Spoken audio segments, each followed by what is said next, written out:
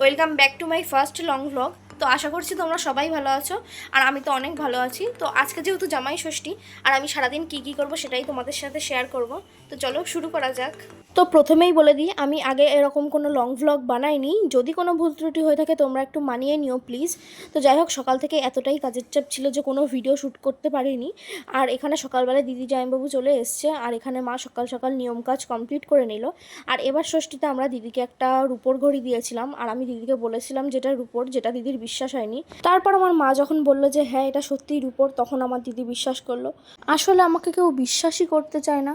তো যাই হোক, এখানে মা দেখি সবজি কাটাকাটি করছে, আর এইদিকে আমাকে দিদি আর জামাইবাবু ডাকছে চিড়ে মাখা খাওয়ার জন্য। আগে বাবার পাশে বসতাম, আর এখন জামাইবাবুর পাশে বসি। আর একদিন আমারও টাইম আসবে গাইস। তো যাই হোক, এইদিকে দিদি আমার ভিডিও বানাচ্ছিল, সেই দেখে আমি একটুখানি লজ্জা পেয়ে গেছিলাম।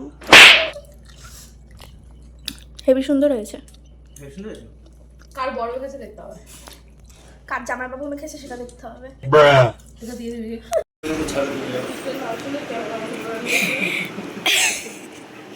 এই তো এর মধ্যে এই তো আবার সেই উচ্ছে পুচ্ছে না তো।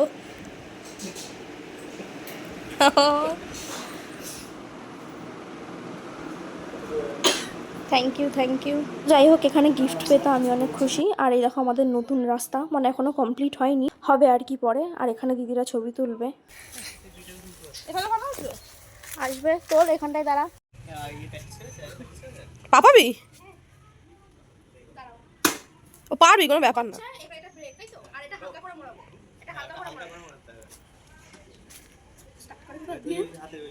ব্রেকটা শক্ত করে চেপ আগে। হ্যাঁ এবার হ্যাঁ স্টার্ট দে। দাদা ওকে ওকে শিখিয়ে দাও। ওটা টেপ আর হালকা করে মোড়া। চাবি দিয়েছিস? আস্তে আস্তে চালা, হালকা মোড়া, আস্তে যাবে। পারবে।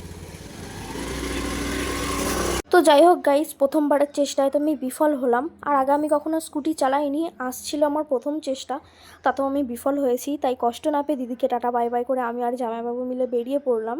আর আমি আর আমার জামাইবাবু কোথায় যাচ্ছি জানতে হলে ভিডিওটা তোমরা কন্টিনিউ দেখতে থাকো। আর আমরা গেছিলাম একটা আইসক্রিমের দোকানে, যেখান থেকে আমরা একটা আইসক্রিম কেক নিয়ে নিলাম।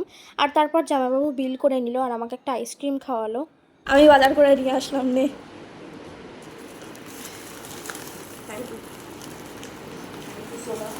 আর আজকে আমাদের বাড়ি আমার একটা ঠাকুমা এসেছিলো। তো এবার আমাদের খাওয়া দাওয়ার পর্ব। আর আমি একটা শর্ট পোস্ট করেছিলাম, সেখানে তো তোমরা আইটেমগুলো দেখতেই পেয়েছো। আর এখানে প্রায় 25 থেকে 26 রকমের আইটেম ছিল। গাইস, এখন কুকুরের জামা ষষ্ঠী হবে, এখন তো প্রিপারেশন চলছে। এই হচ্ছে কুকুরের জামাই ষষ্ঠীর আইটেম। তো যাই হোক, দুপুরে এত কিছু খাওয়া দাওয়ার পর একটা পান খেয়ে নিলাম। আর আজকে বিকেলে প্রচুর পরিমাণে মেঘ হয়েছিল, তাই একটু ছাদে গেছিলাম ভিডিও বানানোর জন্য। গাইস, তো এখন ঘুরতে যাব, তো এখন রেডি হব। তো চলো রেডি হয়ে তোমাদের সাথে দেখা হচ্ছে। তো এখানে আমি রেডি হয়েই নিয়েছি, আর আমাকে কেমন লাগছে জানিও। আর এই জামাটা তো তোমরা আগেই দেখেছো, আমি মিশোর থেকে নিয়েছিলাম। আর একসঙ্গে যেহেতু তিনজন বেরোতে নেই, তাই দিদি আর জামাইবাবু রাস্তায় এসে দাঁড়িয়েছিল, আর আমি তারপর পরে এসেছি। আর দিদি আবার কানে ফুল লাগিয়েছে, সেটাই আমাকে দেখাচ্ছিল। আর দিদি আবার বলছে গাইস সবাই জামাই ষষ্ঠী খেতে গেছে, তাই রাস্তা ফাঁকা, আমরা একাই রয়েছি রাস্তায়। আর এইটা হচ্ছে আমাদের হাবড়ায় একটা বিখ্যাত জায়গা, যারা হাবড়ায় থাকো তারা তো অবশ্যই চেনো। তো যাই হোক, আমি ফোন কিনেছি প্রায় 2 মাস হয়ে গেছে, কিন্তু ফোনের কোনো কভার লাগানো হয়নি। তো কভার লাগিয়ে তারপর আমরা বাড়ি চলে আসলাম। কি বলছো? হ্যাঁ ভেঙে গেছে, ওটা দিদির মাধ্যমিকের স্কেল। হ্যাঁ আমার কথা যত্ন দেখেছো গাইস, যত্ন। আর রাত্রেবেলা এত সুন্দর হাওয়া দিচ্ছিল ছাদে, ভাবলাম একটুখানি ঘুরে আসি। ও বাবা, যাওয়ার পথেই তো দেখি ইনি বসে আছে।